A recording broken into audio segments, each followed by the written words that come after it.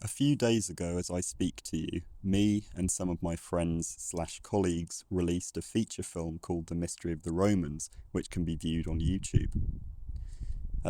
One of the questions of The Mystery of the Romans was, what was it like to take LSD in the 1960s?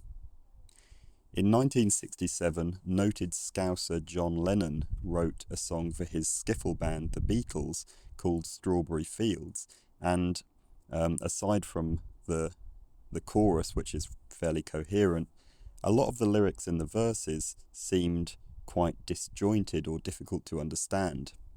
Here are some examples. No one, I think, is in my tree. I mean, it must be high or low. That is, you can't, tune in, but it's all right. That is, I think it's not too bad. Always, no, sometimes think it's me. But I know when it's a dream. I think I know, I mean a yes, but it's all wrong. That is, I think I disagree. These lyrics have been analysed at length, and I don't know whether Lennon himself ever actually explained them. He was quite open about sometimes just writing complete nonsense on purpose, and after he wrote I Am the Walrus, which I think was for the Sgt. Pepper's album, he said to one of his colleagues, let the fuckers work that one out. So I'm not going to be doing some deep literary analysis of these lyrics, but what I will say is that it's exactly the kind of thing that people say when they're on LSD. A meandering attempt to explain some thought or experience that seems to have to be constantly stopped and aborted and restarted. There are multiple different attempts to explain the same feeling from different angles because the person can't quite nail it. There are repeated segments. The speech seems to kind of get away from him. Just watch this man in the 1950s who was involved in an experiment where he took LSD trying to explain the same experience from a first-person perspective. It seems to me, you see, I should like to find the words because I can ordinarily find them. But it seems to me that I can't seem to want to say what I want to say. And there are times when I feel exactly what I know that I know what I'm doing, you see. Well, I do. If you quite understandably don't want to take LSD, either because it's very illegal or because it might affect you badly, which it might, the only ways into the experience that you might have are these apparently nonsensical descriptions by people who are on acid, or retrospective descriptions of the experience by people who tell you that it's impossible to describe, that you can't know it unless you do it yourself. So in this video, I'll try to describe the experience as well as I can. Obviously, I've never touched the stuff in my life, so I'll be referring to the accounts of my friend Roger. So I'll be trying to answer the questions, what is LSD like in general, and what was it like in the 60s, the period of time that we often associate with it. Before my friend Roger first tried LSD in the late 2010s, he wasn't quite sure what to expect. He was interested in it, and he knew some basic things about it. He knew that trips can go bad and you should be in a kind of relaxing environment with good friends. He knew that obviously there was supposed to be a visual component, that you were likely to hallucinate, but he didn't really know what form those hallucinations might take. If you watch films that depict LSD trips, of course, the writers of the films are often just using it as a narrative device. They're not trying to forensically recreate the process of or the experience of being on LSD. They're just using it as a device within the film. And so you have things like Fear and Loathing in Las Vegas, where people morph into extremely realistic monsters around you, or you have things like that one Jack Black film where he's kind of floating down this dangerous section of rapids at night, but he imagines he's in this mystical unicorn world. You're left with all sorts of questions. When I take this, am I still going to know where I am? Is my visual experience going to be completely replaced? Will I start seeing totally realistic goblins as if they were actually there in the room with me? Is it going to be a more subtle distortion of my visual experience where I still know where I am but things are a bit weird? Or is there actually going to be no visual component at all, and all of these things in films are just kind of metaphors for some kind of cognitive experience? In the 1960s, there was an explosion of LSD-inspired art after the drug hit the mainstream in Europe and North America. Um, you know, whether that's multicolored fractal patterns on tapestries, or animations in which imagery flows into different imagery in a very organic but difficult to understand way. And for Roger, who's done LSD several times, he completely understands how this kind of art relates to the experience of doing LSD. But before he'd done it, he had no idea. Again, is this supposed to represent the visual imagery that you're actually seeing, or is it just some metaphor for how your cognition is running? He had no idea. I've also asked myself the question, if we now associate this kind of colourful explosion of LSD culture with the 1960s, is that going to affect what someone's acid trip is actually like today? LSD clearly works to some extent on what's already in your brain. So if you associate LSD with all these bright colours and all this 60s fashion, is that going to influence how you experience it when you take it? LSD was invented technically in the late 1930s, and people have been doing it since 1943. Was someone's acid trip in the 40s the same as someone's acid trip in the 60s, given that that big mishmash of cultural associations hadn't been tagged onto it yet, 20 years before the Beatles were popular? So let's imagine that we're sitting down in 1965 with a man who is taking LSD for the first time.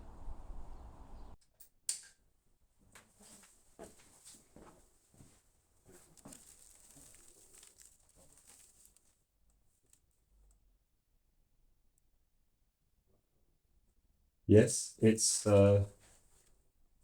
fairly, I suppose, a medium-sized room. The walls are sort of grey blue. There's a tungsten bulb, so I can't really quite tell what colour the walls are. There's a nice picture opposite me with a landscape, which is a path going through the woods, a birch woodland, and hills in the background, pine trees behind me. There's a piano. Everything seems quite mundane. My train of thought. I was thinking about cutting the buddleia in the garden with billock, and how I'd enjoy that in the sun. And then I'm thinking of getting home too late and I haven't done it, and the wife's angry with me, and she's upset, and she's makes me feel slightly anxious, and then I'm thinking of dinner and the warmth in the house and the warm light.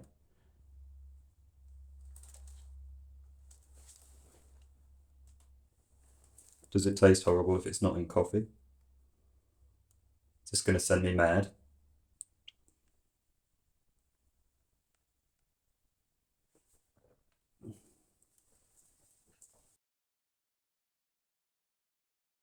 I can't feel anything yet. I'm left wondering whether you've just given me coffee to see whether I'll misbehave, act whether I'm drunk, act as if I'm drunk. Although I find myself looking at things as though there was something interesting about them. But I think I'm just trying to see whether anything's happening yet. But sometimes my eyes will be drawn to something that I would never normally look at, like the corner of the what do you call it? There's nothing strange about it, but out of the corner of my eye, it's almost as if there is something strange about it. And I flick to it.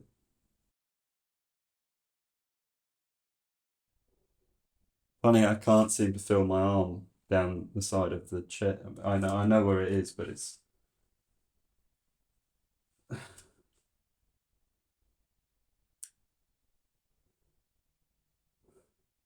when I if I look at the painting, it seems to cast a sort of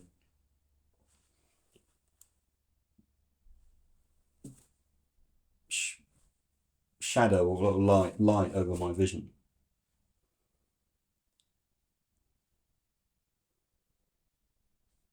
And I can't seem to get comfortable. I seem to There's a sort of pressure in my chest. No way I can sit seems to quite do it.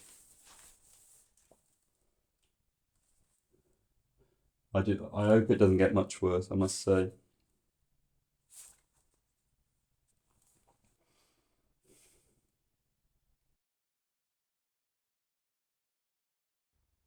That's incredible.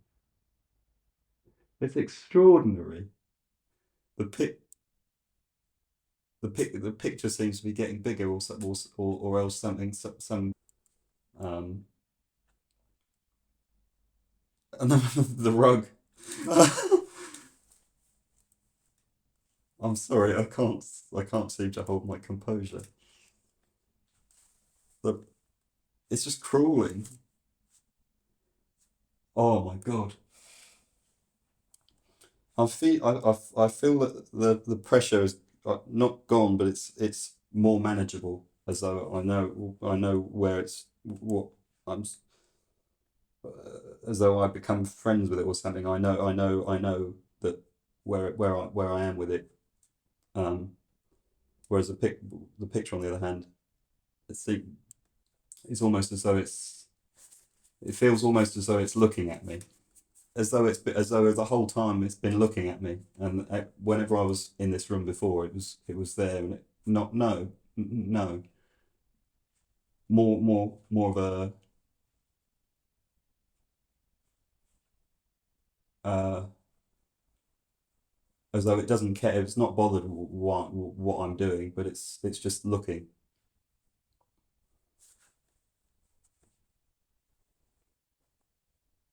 That's very strange. I can't even describe it.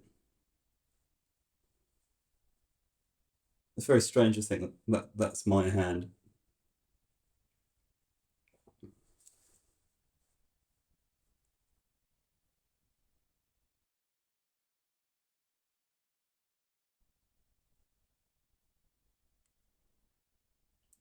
I don't know if I can eat it. Oh my God. I don't know if I can eat it. Oh my God.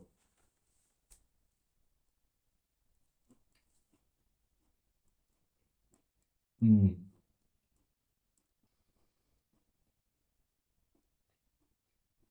mm, mm. That's strange. It feels gritty.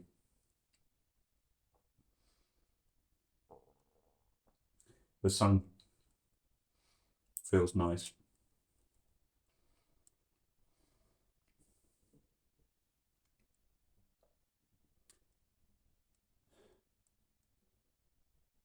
I could have sworn the sun just came out. Did it not come out? Did it not get brighter? It did, didn't it? That's unbelievable. Was that did nothing happen at all? That's incredible. I felt exactly as if the sun had come out. I felt the warmth on my back and everything. I can't. Oh my God.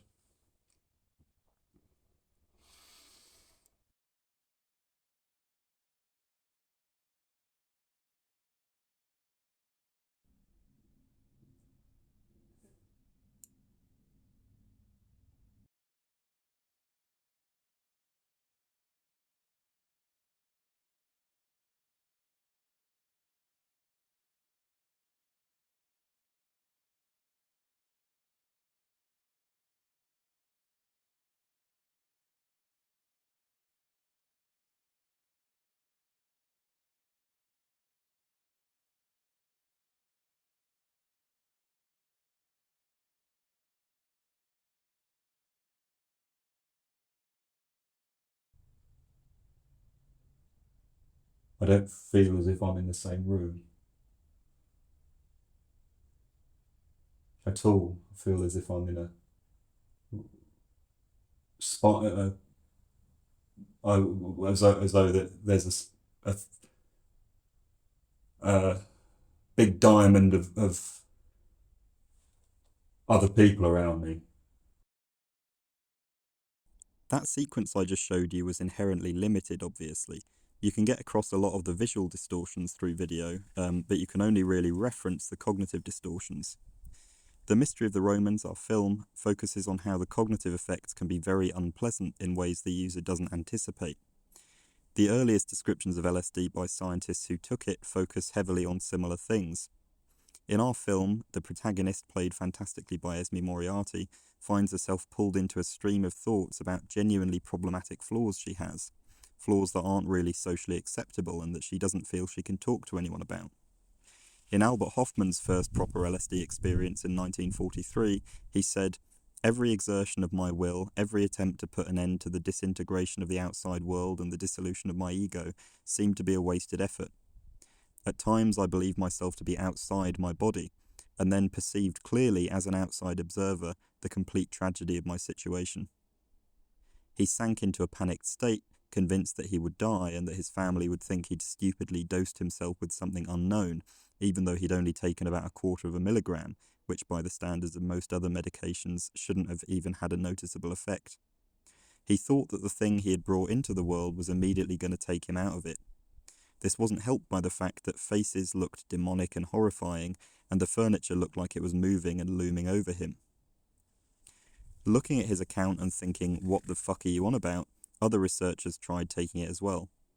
W.A. Stoll took about a 20th of a milligram, and he mostly describes the closed-eye visuals that I tried to show at the end of our simulation. And then he said, "I was depressed and thought with interest of the possibility of suicide. With some terror, I apprehended that such thoughts were remarkably familiar to me. It seemed singularly self-evident that a depressed person commits suicide. ... On the way home and in the evening, I was again euphoric, brimming with the experiences of the morning." The experience seemed to rattle back and forth from incredible euphoria to inescapable depression. Of course, bad trips aren't the only cognitive effect that LSD brings on. At various points in our simulation here, Rodney remarks that other things in the room with him seem conscious. The 1950s man from the beginning of the video said the same thing. Why did you laugh? Why did you laugh just now? Because the rug seems to be billowing, pulsating. Can you influence that pulsation? Hold your breath, for instance. Take a deep breath, hold it. Did you stop the pulsation? More or less. Now breathe out. Did it change again? Well, just it gets cleverer, that's all. Clever. Yes.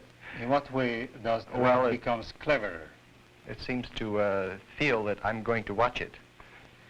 You have the feeling that the rug feels that you are watching it. Is that correct? No, well, somehow or other, I think that I'd like to rescue myself from the idea that there's so many different realities here.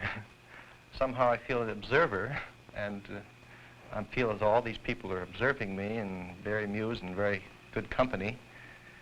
My friend Roger says that this is a very familiar experience to him, and he's almost given up trying to describe it because it's one of the things that's very hard for people to understand if they haven't experienced it themselves. This almost categorical feeling that the floor and the furniture and food items are conscious, and that in general the world is just full of consciousness coming from different angles. You might know for a fact that the next room over is empty, but feel categorically as though there are a couple of people in there, perhaps playing cards or talking about mysterious things you wouldn't understand.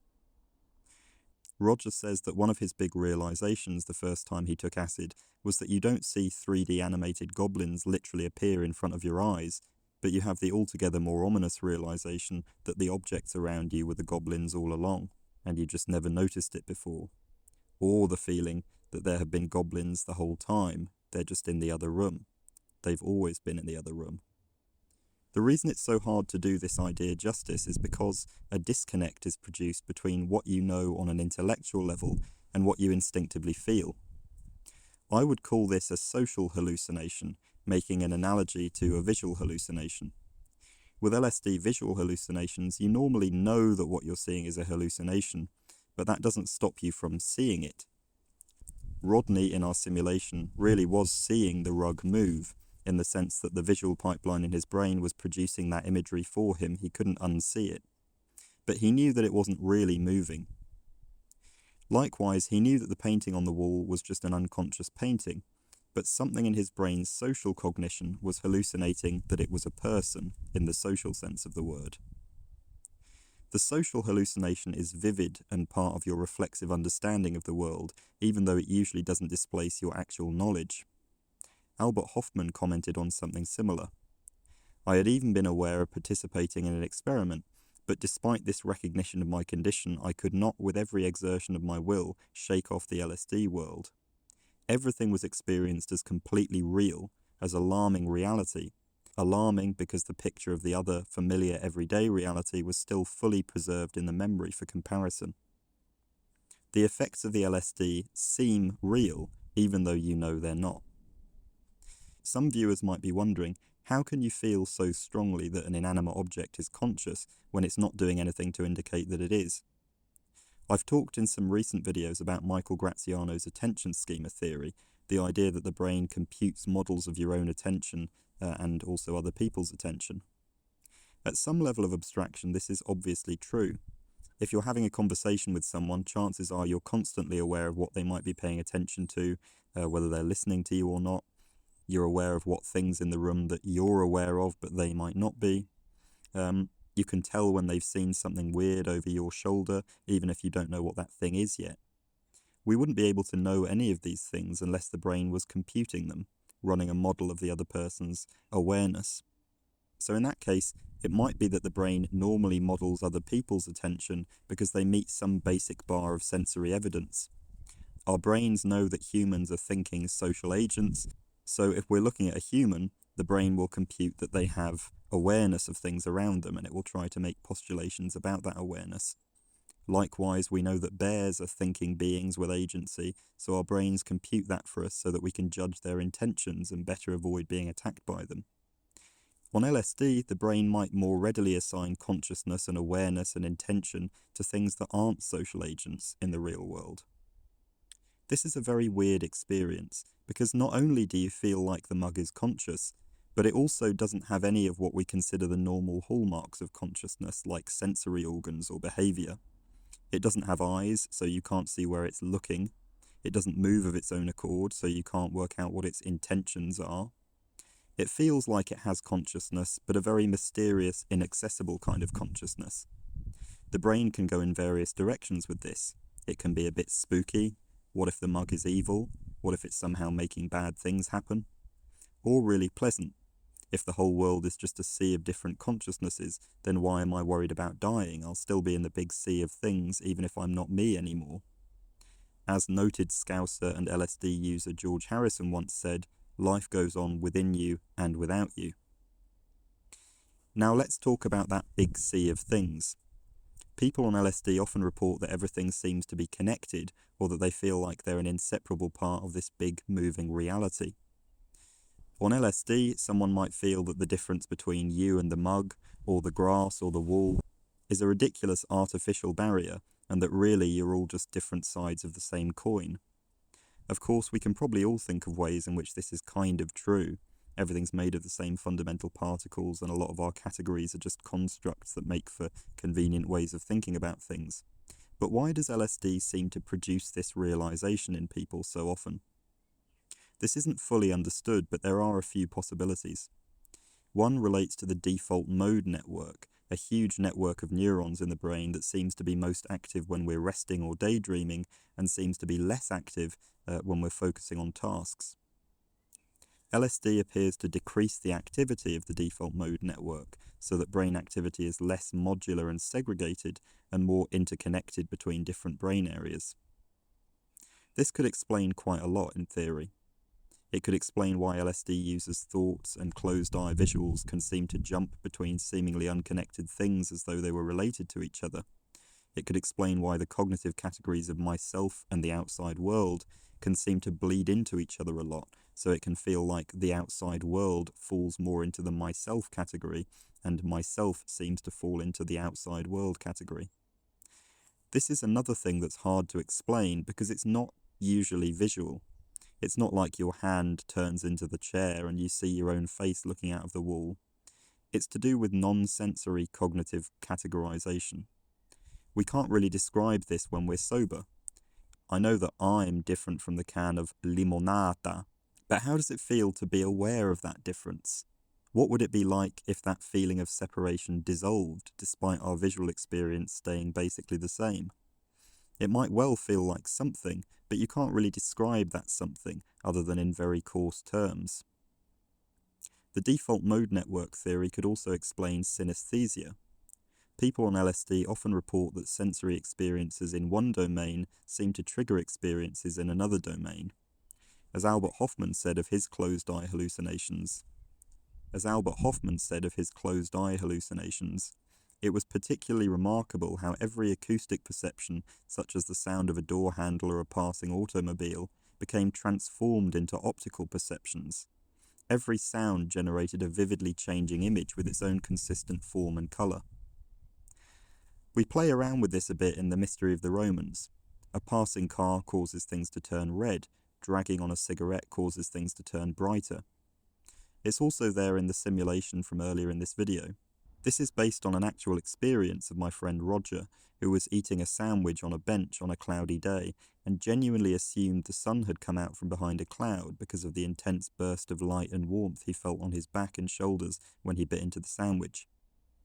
This goes to show that these experiences, while not real, are also not imaginary. They are sensory experiences that you can be completely fooled by. This video is half an hour long. It's been 3 weeks since my last video and I'm going on holiday tomorrow, and I feel I haven't adequately answered some of the questions from the start, so I think I'm going to leave it there and I'll probably do a part 2 fairly soon. But as for the question of whether the experience was broadly the same for someone in the 1940s and 60s as it is in the 2020s, I think the answer is mostly yes, for reasons that I'll explain in more detail in the follow-up. I think a lot of the basic sensory and cognitive stuff can be explained in terms of neurons in cortex firing more persistently than normal, and neural circuitry having more connective crossover than it normally does. I don't think there's any reason to think this would change that much based on cultural factors. And some of the more specifically 60s-ish stuff, like seeing fractals when you close your eyes, is described from the very earliest reports of LSD from the 40s, with these psychedelic geometric images also reported in other kinds of psychedelic experience in cultures that didn't have the 60s acid revolution, or whatever you want to call it. Where we see mangled descriptions, like at the start of the video, the man in the 1950s describing his own experience, I think this is obviously bound to be due to a number of things, and one of those things I think is a malfunctioning attention system. It's very difficult to pay attention to what we're trying to describe for long enough to actually describe it, and so as our attention system veers off, our speech production system starts just kind of